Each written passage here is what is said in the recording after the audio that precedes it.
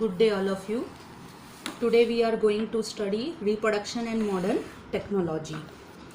Now in this we have to study that if through natural process the couple does not conceive the child or they don't have a child through natural process, so what are the alternative process they can adopt to have a child? That is known as modern technology. Many couples cannot have children due to various reasons.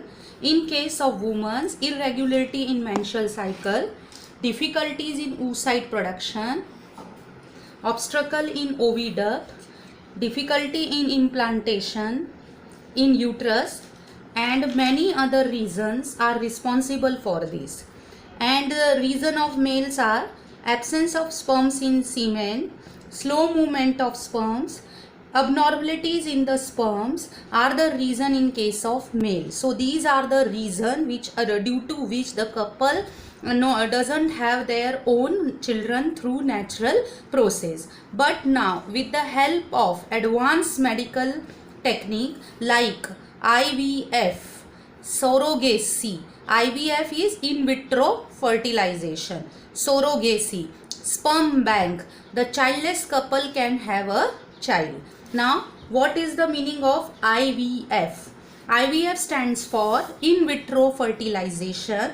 In this technique, fertilization is brought about in the test tube and the embryo formed is implanted in the uterus of woman at particular time. IVF technique is used for having the child in case of those childless couple who have a problem like less sperm count, obstacles in oviduct. Understood? IVF is the technique in which the sperms and ovum are united in the test tube and then embryo is formed in the test tube and then this embryo is implanted in the uterus of woman at appropriate time. Understood? And then the whole child will develop in the uterus of the same woman. And now the second technique is surrogacy. Surrogacy means some women have problem in implantation of embryo in uterus.